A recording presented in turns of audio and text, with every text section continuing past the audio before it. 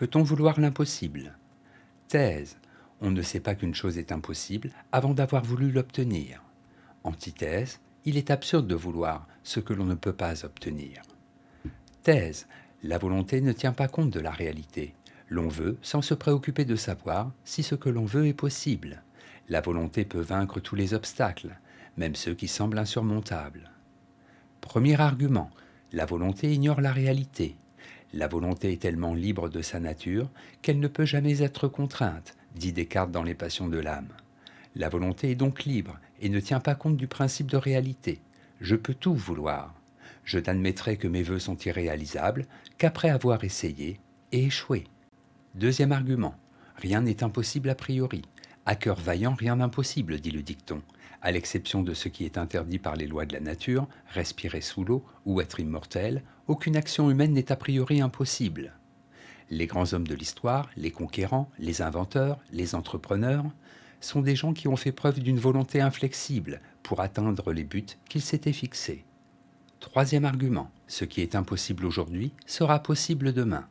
Soyez réaliste, demandez l'impossible, disait un slogan de mai 68. Aucun progrès social ou politique ne peut être réalisé sans un élément d'utopie. C'est parce que les Français de 1789 ont cru qu'il était possible d'instaurer l'égalité entre les hommes que la démocratie moderne est née.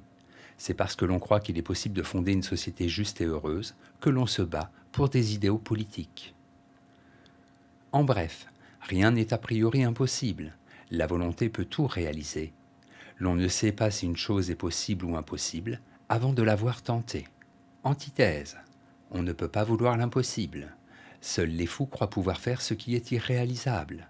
Il est absurde de vouloir l'impossible. La volonté doit être guidée par la raison afin de ne pas s'égarer dans de vaines chimères. Premier argument. La volonté est soumise au jugement. Il est contraire à la raison de vouloir quelque chose d'irréalisable.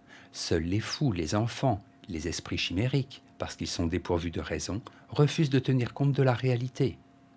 La volonté ne peut pas faire abstraction du jugement rationnel, qui évalue, en tenant compte de nos possibilités et de l'expérience, de ce qui est réalisable et de ce qui ne l'est pas. Deuxième argument. L'irréalisme mène à la catastrophe. Il est dangereux de vouloir imposer sa volonté sans tenir compte de la réalité, de ne pas distinguer la théorie de la pratique. Ainsi, à vouloir imposer une utopie de l'égalité, les révolutionnaires français ont dû avoir recours à la violence et au meurtre pour soumettre la société à leurs projets. Sur le plan politique, vouloir l'impossible aboutit toujours à des catastrophes. Troisième argument, on ne veut que le possible. La volonté n'est pas libre de vouloir n'importe quoi. Elle s'attache spontanément à ce que la raison sait pouvoir obtenir. Il ne me viendrait pas à l'idée de vouloir voler par moi-même, ou de vouloir battre Kasparov aux échecs. Avant même de le vouloir, le bon sens me dit que cela est impossible. Ma volonté ne vise que ce que je peux faire. En bref, la volonté ne peut s'appliquer qu'à ce qui est possible. Si la volonté ne tient pas compte de la réalité, elle court à la catastrophe. Synthèse. Si la volonté est libre, elle ne peut toutefois viser des buts impossibles à réaliser. Sa liberté, en effet, ne consiste pas à choisir n'importe quelle action, mais à choisir entre les possibles. Or, c'est le jugement, la raison, qui peuvent déterminer ce qui est possible à accomplir. C'est pourquoi la volonté, pour être efficace, pour ne pas se perdre en vaines chimères, doit être placée sous le contrôle de la raison. Permettre à la volonté de s'égarer dans des entreprises impossibles, c'est commettre une erreur de calcul ou de discernement. Ces erreurs sont en général sanctionnées par l'échec. Les bornes de la volonté sont celles que lui impose la réalité. Note et commentaire. Volenti nihil difficile, expression latine signifiant « rien n'est difficile à ceux qui veulent ». Volition, terme vieilli qui désigne une volonté particulière. Citation.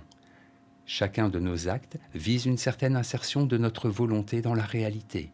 Henri Bergson, L'évolution créatrice.